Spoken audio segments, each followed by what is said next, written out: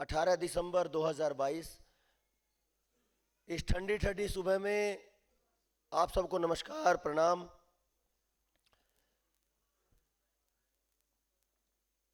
कभी भी कोई भी चर्चा हो, कोई भी सभा हो, उसका कोई ना कोई कारण हो। अगर कुछ गलत हो रहा है तो उस पर सोचें, कुछ सही हो रहा है तो उसको आगे कैसे बढ़ाया जाए, इस पे चिंतन करें।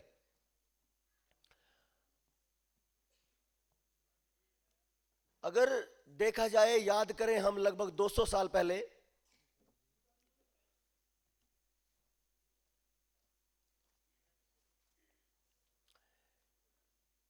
एक आदमी पैदा हुआ और वो भारत में आया।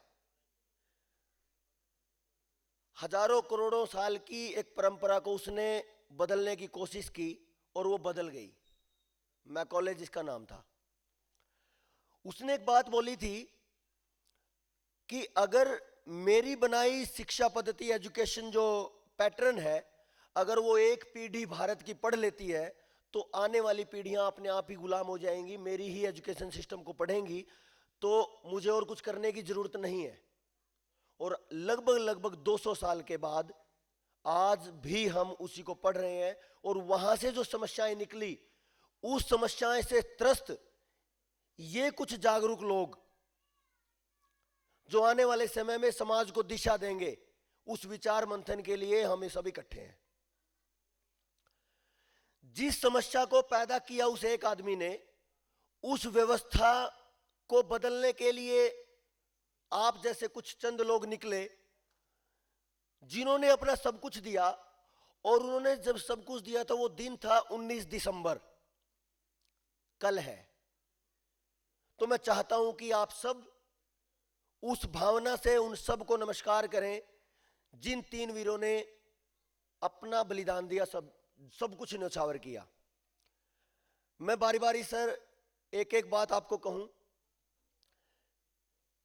लगातार एक दशक तक एक वैचारिक क्रांति करते हुए जब पता चला कि आज फांसी होने वाली है, तो आखिर में वो आदमी कहता है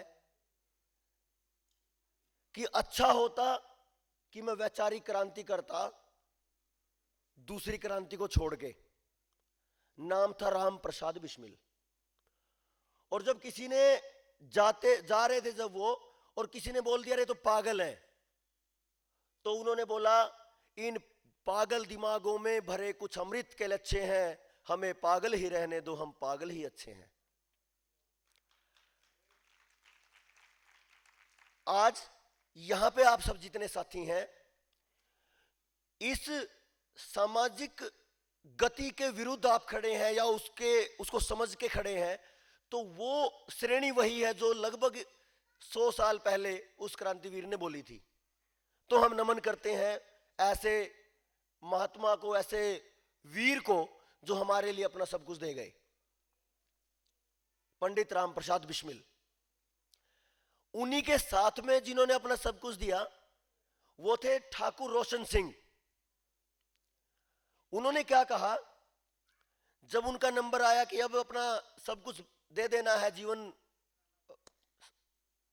बलिदान कर देना है, तो वो कहते हैं जिंदगी जीने का नाम है रोशन, जिंदगी जिंदा दिली से जीने का नाम है रोशन, वरना हर दिन कितने कीट पतंगों की तरह आते हैं और मर जाते हैं। ऐसे वीर को भी हम आज प्रणाम करते हैं, ठाकुर रोशन सिंह। एक तीसरे थे जो उन्हीं के साथ में थे, वो थे अशफाक उल्ला खान। जब उनकी मां ने बोला कि तू जिस रास्ते पे टूट तो नहीं जाएगा, बोले कि अब ये तो मैं क्या बताऊं टूट जाऊंगा कि नहीं। बोले ये दिया है, बोले इसका क्या करूं, इसके ऊपर उंगली रख दे। और उसके ऊपर उंगली रख दी और वो धू धू करके उंगली आधी जल गई और उस वीर ने टस से मस नहीं किया। ऐसे वीरों के पद चिन्हों को हम सलाम करते हुए यहां बैठे हैं, ताकि हम जो समस्या से जूझ रहे हैं हमारी पीढ़ियों की एजुकेशन सिस्टम की, उस पर बात कर पाए। ऐसे वीर को भी हम नमन करते हैं।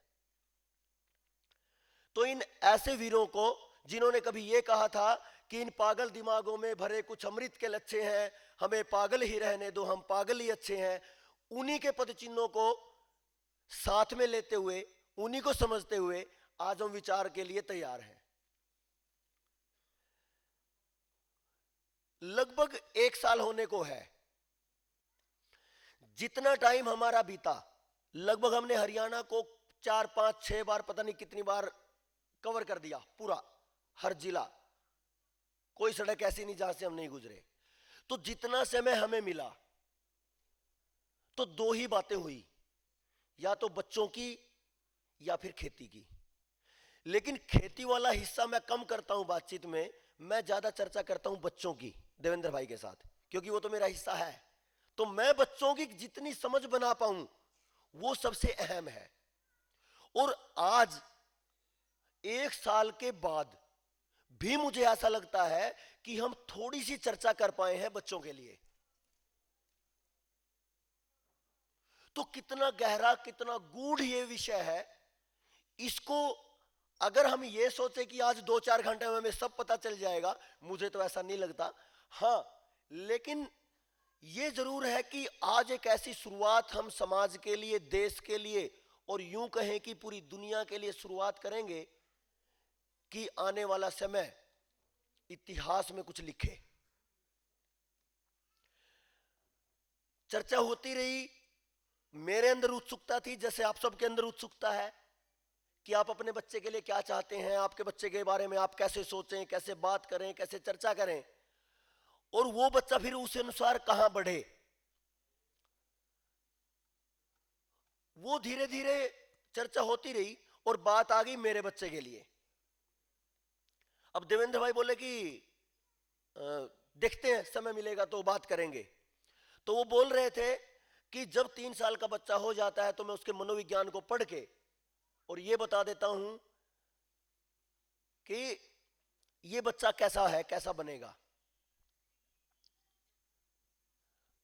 तो मैंने बोला जी, पुराना सिस्टम तो ऐसा था जो जन्म से पहले ही तैयारियां होती थी गर्भ विज्ञान की, जिसपे मैं पिछले 1 महीने से चर्चा भी करता रहा हूं गर्भ विज्ञान पे, ऑनलाइन यूट्यूब पे।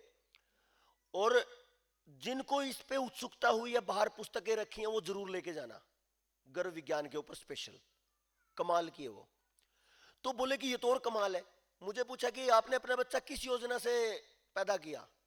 कि मेरा कोई टारगेट नहीं, मुझे कोई नौकरी पे नहीं लगाना, मेरा लक्ष्य एक था कि जहां ये खड़ा हो किसी भी परिस्थिति में ये मानसिक रूप से, दिमागी रूप से टूटे ना, हमेशा ही संघर्षशील रहे। बोला अगर ऐसा है तो देख लेते हैं। तो 2-4 बार जब बच्चे से बात हुई तो बोले कि बात तो ठीक है भाई, लेकिन एक बात उन्होंने बोली देवेंद्र भाई ने कि आपकी रेंज से बाहर का बच्चा है ये आपसे संभलेगा नहीं। लंबी चौड़ी बातचीत नहीं करूंगा, मैं केवल एक उदाहरण के तौर पे बताना चाहता हूं कि शुरुआत कहां से होगी और हम कहां तक जाएंगे। तो मैं बोला कि भाई मेरी रेंज से बाहर का है तो मेरे लिए तो समस्या है। बोला नहीं नहीं, बहुत आसान है, ये बच्चा हमेशा ही चैलेंज एक्सेप्ट करने वाला होगा किसी भी परिस्थिति में। और जब मैं उसके साथ अब चर्चा करता हूं तो वैसा ही है। अगर उसको बोलो ये कोई चीज है इसको वहां रख दे, उसके कान पे जूं नहीं रेंगती। लेकिन अगर मैं बोलूं ये रखे, कौन रखेगा, मैं रखूंगा पहले, इतनी देर में तो रख देता है। और ये बात जिंदगी भर के लिए, जैसे जैसे उसकी समय बदलेगा जीवन का, वैसे वैसे वो पड़ाव बढ़ते जाएंगे। वो देवेंद्र भाई हैं हमारे साथ, उनको हम सीख भी सकते हैं। तो ऐसे ही देवेंद्र भाई के इस प्रयास से बहुत कुछ बदलाव आया। बहुत से युवा, बहुत से बच्चे हैं जिनके जिंदगियां में बहुत कुछ चेंज आया।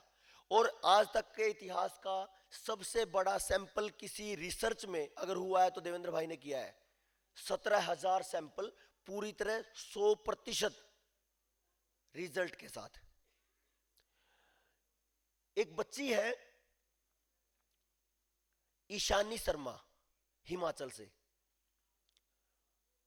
उसने टॉप किया था 10वीं में और अब वो दिल्ली यूनिवर्सिटी में पढ़ रही है, बीए फाइनल ईयर में। वो इसी संपर्क के साथ आज यूथ आइकन है दिल्ली यूनिवर्सिटी में। यूथ को रिप्रेजेंट करती है। लेखन उस गुड़िया का इतना शानदार है, लिटरेचर इतना गजब है कि वो किसी कारण से सुबह सुबह शायद कोई तबीयत खराब हो गई, वो नहीं आ पाई, लेकिन उनके रिलेटिव है, उनके मामा जी हैं। इस बात से आप भी शायद पूरी तरह सहमत होंगे जो उन्होंने ईशानी शर्मा जो गुड़िया है उसके बारे में बोला। जिस हॉल में आप बैठे हो, 2-3 दिन से यहाँ पे पूरे हरियाणा के कुछ बच्चे रुके हुए थे, प्लेयर्स थे, वो फेंसिंग बोलते हैं इसको, तलवारबाजी। कल यहाँ पे वो आराम से इस पूरे आंगन में वो सो रहे थे, पूरी स्टेज पे ताश खेल रहे थे। मैंने उनको पूछा कि भाई 2 मिनट ताश रोक दोगे? अब वैसे तो शायद वो ना मानने अलग बात थी, लेकिन वो बच्चे थे तो बोले हाँ जी। तो जो अभी भाई साहब बोल के गए हैं, मैंने उनको वही सवाल कर लिया कि पढ़ने में मन लगता है क्या? तो चारों में से केवल एक ने जवाब दिया, बोलता है कि केवल स्कूल में जाने का उस दिन मन करता है जिस दिन कोई फंक्शन हो, उसके अलावा स्कूल में जाने का मन ही नहीं करता। जहाँ पे मैं रह रहा हूँ वहाँ पे गुड़िया है, वो स्कूल से आई 2 बजे और आधे घंटे बाद मैं कुछ काम कर रहा था वही रास्ते में, थोड़ी देर बाद वो वापस फिर बुक्स लेके चल पड़ी। मैं गुड़िया कहाँ चली? बोले अंकल ट्यूशन पे। बोले पढ़ाई पढ़ाई परेशान नहीं हो गए? उनको क्या करें, अभी तो स्कूल से पीछा छुड़ा था, अब ट्यूशन पे भेज दिया। और ये सारी चीजें बहुत गहराई तक घुस गई हैं समाज में कि आज का बच्चा सांस लेने पे भी हम कैसा महसूस करता है, ये तो देवेंद्र भाई बताएंगे। एक जो चीज जिस पे पिछले 1 साल से, ज्यादातर 1 साल से हम देवेंद्र भाई को सुन रहे हैं और उससे पहले भी सुन रहे थे, लेकिन ज्यादा ऊंची आवाज में हमने अभी सुना, जिस नशे के बारे में देवेंद्र भाई बोल रहे थे, आपको अंदाजा होगा, नाम तो नहीं लूंगा मैं, करनाल के किसी एक स्कूल में 9वीं कक्षा के बच्चे के पास सफेद नशा मिला। मैं इस चीज को अपने से जोड़ता हूं, आप इस चीज को अपने से जोड़ना कि मेरा बच्चा कितनी दूर है उस नशे से और आपका बच्चा कितनी दूर है। क्योंकि जो मैंने आपको उदाहरण दिया था समरवीर का, कि जैसे देवेंद्र भाई ने बताया कि ये चैलेंज लेने वाला है, इसको ऐसे ऐसे करना, और वो चल पड़ा, सेम चीज। अब 1-2 बार उसको मोबाइल की इच्छा हुई, तो जैसे उसने मोबाइल उठाया, मैंने उसकी एनर्जी बदल दी एक्सरसाइज में, चलो मैं खेलता हूं, चलो मैं ऐसा करता हूं, कूदता हूं, मस्ती करता हूं। 1 मिनट से पहले मोबाइल फेंक देता है वो। क्योंकि जितने भी बच्चे हैं वो इसी कैटेगरी के हैं, अगर उनको आप कहीं और उनकी ऊर्जा लगाओगे तो वो आएंगे। मेरा तो अनुभव इस मामले में ज्यादा नहीं है, मैं खेती की बात करता हूं, लेकिन जिस इतने बड़े व्यक्तित्व ने इतना बड़ा काम किया है, इस पे मैं निवेदन करता हूं भाई देवेंद्र बल्हारा जी से, और इस युग परिवर्तन की तरफ बढ़ने वाले इस पल को हम एक बार तालियों से गुंजायमान करके निवेदन करते हैं और स्वागत करते हैं। भाई देवेंद्र जी।